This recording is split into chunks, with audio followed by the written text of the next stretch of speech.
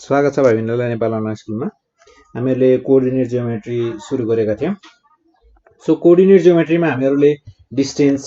Topic सुरु गरेका थियौँ र डिस्टेन्समा हामीहरूले केही टाइप्सको क्वेसन्सहरू डिस्कस गरेका थियौँ लास्ट टाइम। सो आज भने हामी अझै केही डिफ्रेन्ट टाइपको क्वेसन डिस्कस गर्नेछौँ। जस्तै हामीहरूलाई यहाँ भनिएको छ, मैले फर्स्टमा पढ्दा नै भनेको थिएँ यो कुराहरू, केही जियोमेट्रिक फिगरहरूको बारेमा कुरा गरेका थियौँ। ट्रायङ्गल, राइट एङ्गल, अनि त्यसपछि आएर इक्विलेटरल ट्रायङ्गल, रोम्बस, यो जियोमेट्रिकल फिगरहरूको बारेमा कुरा गरेका थियौँ। सो यिनीहरूको साइडहरू के हुन्छ, अपोजिट साइड्सहरू इक्वल हुन्छ कि के हुन्छ, र डायगोनल्सको के हुन्छ, यो कुराहरू हामीले गरेका थियौँ होइन। सो अब जस्तै हामीहरूलाई यहाँ क्वेसनमा के भनिएको छ भने, क्वेसनमा हेरौँ। सो क्वेसनमा भनिएको छ हामीलाई सो द्याट दि पोइन्ट्स -6,2 र त्यसै गरी 1,7 अनि त्यसै गरी 6,3 एउटा स्केलन ट्रायङ्गलको कोअर्डिनेट्सहरू हुन्, भर्टिसेसहरू हुन् भनेर हामीहरूलाई प्रुभ गर भनेर, यो सो गर भनेर भनेको छ।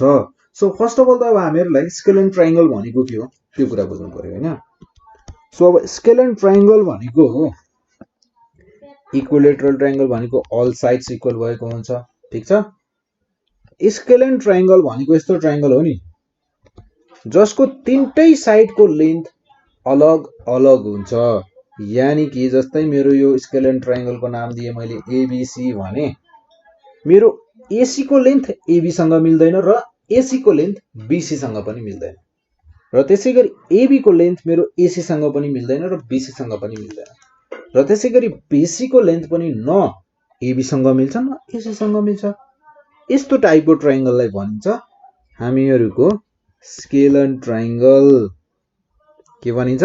Scalene triangle. सो अब हामीहरूको यहाँ छ डिस्टेन्सको कुरा, हामीहरू डिस्टेन्स फर्मुला लगाउँछौँ। सो अब हामीहरूलाई यहाँ यो एउटा स्केलन ट्रायङ्गल मानौँ, हामीहरूको यो कोड दिएको कोअर्डिनेटहरू हामीहरूको हो -6,2 र बी को लागि हो 1,7 र सी को लागि दिएको छ 6,3, ठिक छ। सो यो भयो ल कोअर्डिनेट हामीलाई दिएको, यही कोअर्डिनेट हो, यही ट्रायङ्गल हो भनेर मान, ठिक छ। सो अब हामीहरूलाई यहाँ भनिएको छ यो स्केलन ट्रायङ्गल हो भनेर हामीहरूलाई देखाउनु पर्ने छ भने, अब हामीले के गर्नु पर्यो त, एबी को लेन्थ निकाल्छौँ, एसी को लेन्थ निकाल्छौँ र बीसी को लेन्थ निकाल्छौँ, र तीनटै लेन्थ के हुनुपर्छ त, अलग अलग आउनुपर्छ, फरक फरक आउनुपर्छ। यदि फरक फरक आयो भने हामीहरूले के बुझ्छौँ त, हो हामीहरूको ट्रायङ्गल स्केलन ट्रायङ्गल नै हो, किन all sides are, length of all sides are is different भनेर भन्छौँ। So here the vertices of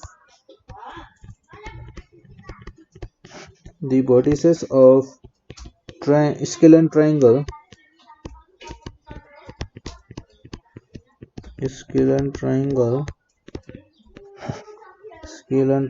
are a -6,2 र त्यसै गरी हामीहरूसँग छ b 1,7 and C छ हामीहरूसँग 6,3। सो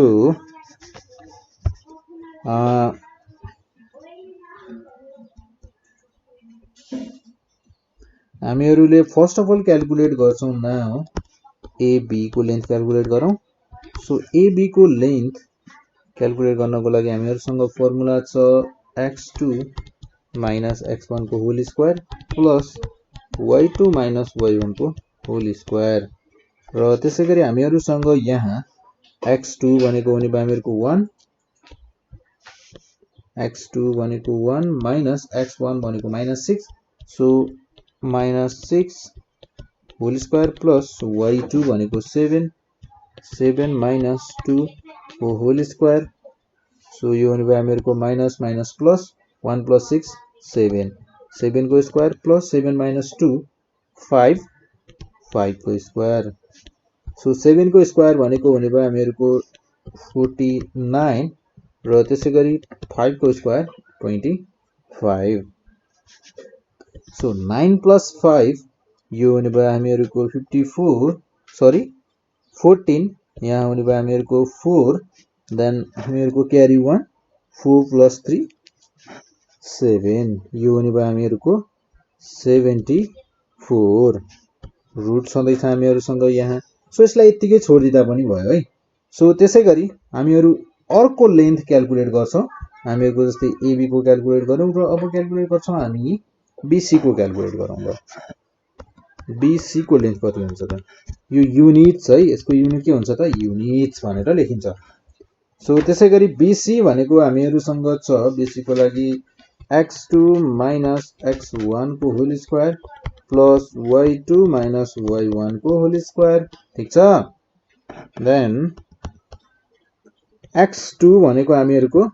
6 - x11 को होल स्क्वायर प्लस y2 भनेको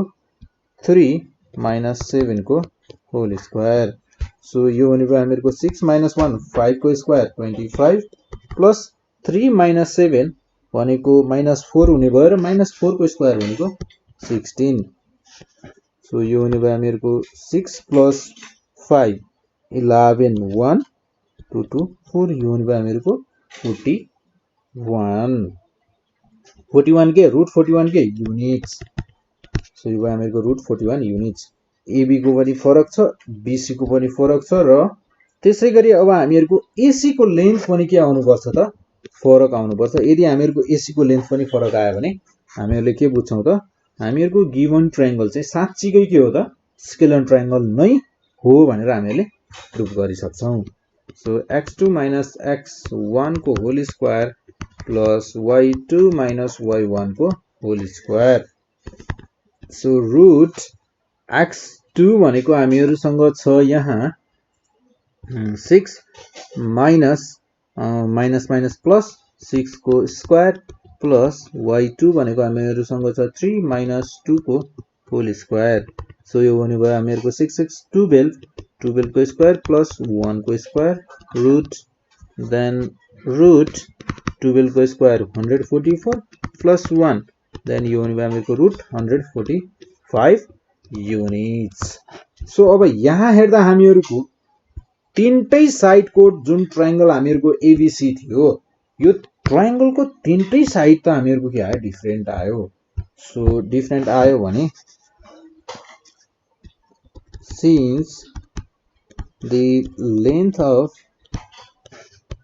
of all three sides of triangle are different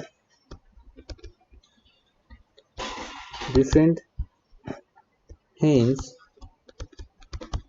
the triangle is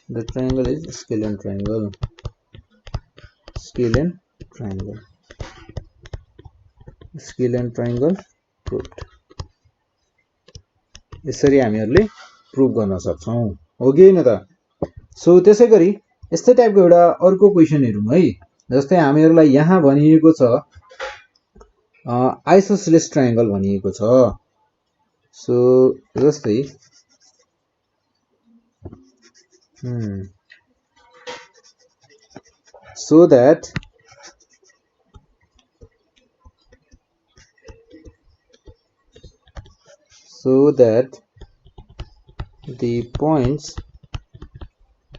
so that the points 4, 5, 5, -2 and 1, 1 are the vertices of an isosceles triangle अब isosceles triangle को भर्टिसेसहरु हुन् भने हामीहरुले अब कुरा के बुझ्नु पर्यो भने आइसोसेलेस ट्रायंगलमा दुईटा साइड इक्वल हुन्छ ठीक छ सो अब हामीहरुको यहाँ जसरी हामीहरुले तीनटा साइडको लेन्थहरु निकाल्यौं यो भन्दा पहिलेको क्वेशनमा त्यसरी नै हामी यहाँ पनि निकाल्छौं र हामीहरुले यहाँ चाहिँ के भेटाउनु पर्छ थाहा छ कुनै दुईटा साइडको लेन्थ चाहिँ हामीहरुले बराबर भेटाउनु पर्छ जस्तै यहाँ डिस्टेन्स निकालेर हेरौं so here let A 4, 5 B 5, -2 and C 1, 1 are the vertices of an isosceles triangle ठीक छ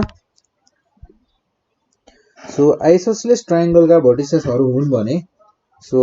नाउ हामीहरु डिस्टेन्स निकालौं है so using distance formula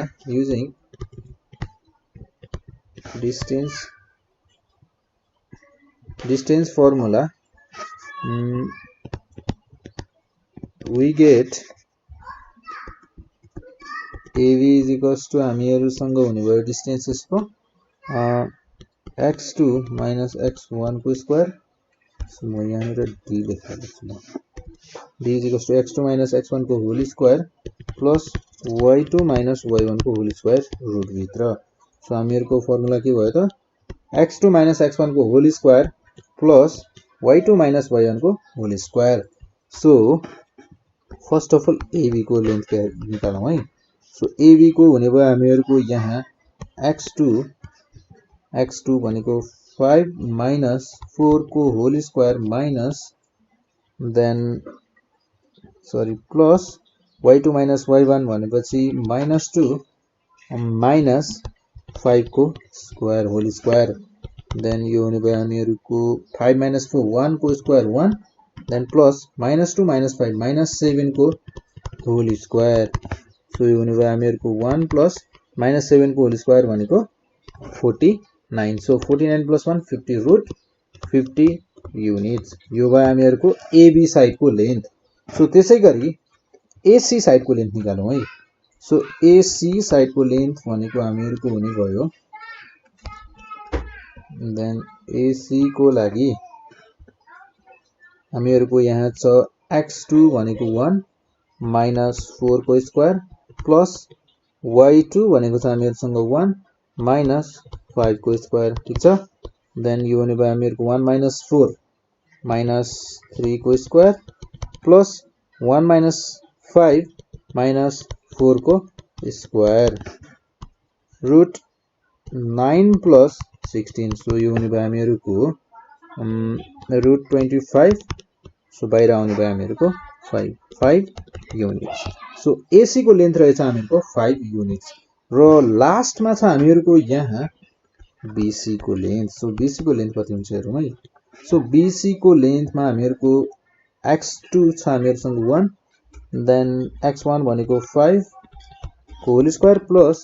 y2 1 minus y1 so y1 भनेको हामीहरुसँग छ 5 को 5 भन्छु -2 छ सो -2 छ भने माइनस इन्टु माइनस प्लस हुने भयो सो यो हुने भयो हामीहरुको +2 को स्क्वायर होल स्क्वायर सो यो भयो हामीहरुको 1 minus 5 minus 4 को स्क्वायर भनेको 16 देन प्लस 1 plus 3 1 plus 2 3 को स्क्वायर 9 सो 16 plus 9 यो हुने भयो हामीहरुको 25 का हुने भयो हामीहरुको बाहिर 5 सो 5 युनिट्स हामीहरुको AC र BC को लेन्थ बराबर रहेछ सो जस्तै अब मैले यहाँ ट्रायंगल ABC बनाए भने यो साइड र यो साइड मेरो बराबर हुने भयो ठीक छ सो अब यदि यो दुईटा साइड बराबर हुन्छ भने कुन साइड हुनु पर्यो थाहा छ A यहाँ हुनु पर्यो र B यहाँ हुनु पर्यो र C यहाँ हुनु पर्यो AC र BC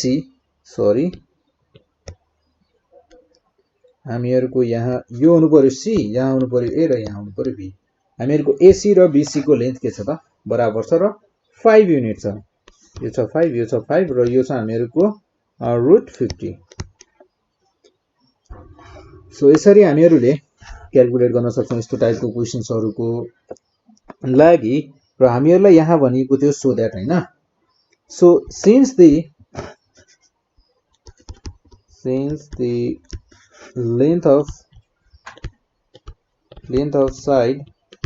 AC and BC is same 5 units hence the given vertices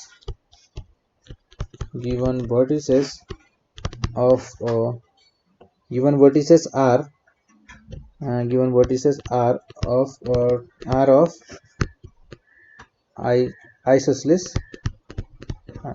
isosceles triangle भनेर हामीहरुले भन्न सक्छौं र यो प्रुफ यसरी हामीहरुले प्रुफ गर्न सक्छौं र त्यसैगरी